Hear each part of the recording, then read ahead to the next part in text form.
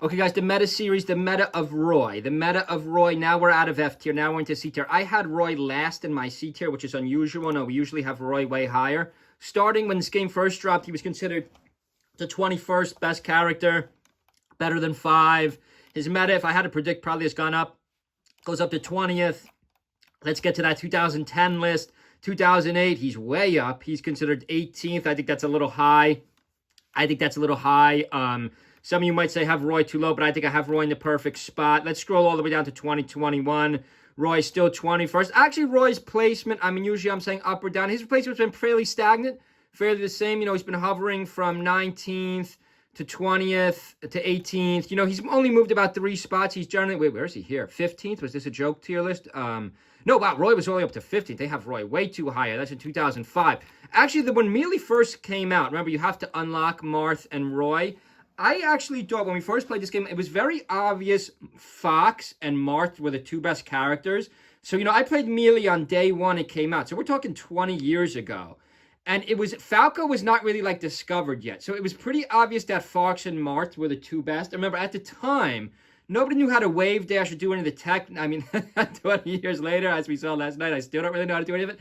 But, we thought Roy was one of the best characters in the game early on because speed wasn't as important, tech wasn't as important. The only thing we knew was really forward smash. Like, if you had a good forward smash, you were considered a fairly good character, and Roy's forward smash similar to Marth. But I think at this point in the meta, Roy is just above an F tier. Now, I know you guys, old school players charging the B right here, might say, Melee Professor, you're out of your mind. You have no idea what you're talking about. You know, you have Roy below Game & Watch, Roy below Ganon, Roy below Young Link. And yes, I do in the 2026 Melee tier list. Make sure you watch my tier list. Make sure you check out my Manhattan videos, you know, my live videos. New York City Arcadian. My Arcadian videos, my live videos are a little bit done on the fly. You'll be able to see, but make sure you check them out. Here's the greatest player of all time, Zane.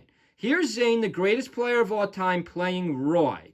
And remember, guys, you got to remember Zane plays Marth. And Marth is quite similar to Roy. If you recall correctly on my channel, I said Zane would win this tournament with Roy. I thought he would win. Guys, here he is losing to Weavens. So the first mistake the GOAT made, I think the GOAT goes to FD Game 1, and then GOAT picks back to FD Game 2. Now, you might say, what's wrong with that decision? It's a great stage for Marth and Roy. It is a good stage for Marth and Roy, but not against Samus. Remember, Samus likes space. I've played some good Samuses. Samuses like space. They could really space you out with the projectiles, which this Samus is doing right here. You know, Zane's got no momentum here. He's just getting crushed. And he loses to a Sheik too. Roy, I think, is where I placed him. Again, I'm not saying Roy is useless. I do think the Puff matchup is quite good. I think the Puff matchup is really what saves Roy. I think if it wasn't for the Puff matchup, maybe you could argue Fox. I mean, Fox isn't great at all, though. Maybe you could argue 1 or 2 matchups in the mid-tier. I'm not thinking of offhand. But if it wasn't, oh, nice, Zane just eats a neutral B. What is Zane doing in this matchup? This was probably the most disappointed I've been with the GOAT all year. I mean, he's had an incredible year. But, like, the reason you're going to say, oh, Melee Professor, you always overrate GOAT, you know, you say it's really Marth that's carrying him, which is a ridiculous argument, because then you should also be arguing Marth is the best character game like I do. I think Zane's just the best player of all time, using the best character. Nice B charge shot. Again, I don't know why Zane picked back to FD again after Game 1. Let's see what happens in Game 1. Oh, Game 1, he had the lead. That's why. He had a lead, and then Weavens is going to come back. So maybe the GOAT was thinking, since I had the lead last time, I picked back to the same stage, I could win this. I think he should have maybe tried Yoshi's Island.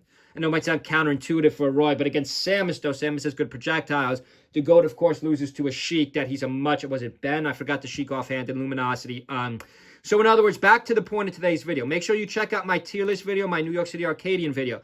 But remember, guys, I think Roy is just barely, I mean, this has too many tiers. I think maybe it should be done in 5 tiers. Pull up my 2026 tier list. I'm not showing it for a reason. I want you to pull up my tier list. 2021 is the last official tier list, but this is 5 years ago. We've had a lot of changes since then. I'm hoping the GOAT makes a tier list, or another pro player makes a tier list soon. But guys, leave a comment below. Do I have Roy too low? I don't think so, because he's just too slow. He's just too slow. He's weak to platforms, and that's the bottom line. You might say, well, he's got good fundamentals. He's got strong moves. But, guys, he's just too slow. He's too slow, and the matchups are the same as Marth, but worse. The matchups are worse than Marth because he's too slow. The recovery is worse. I mean, you could argue he's got some decent junk off of grab, but just pick Mart.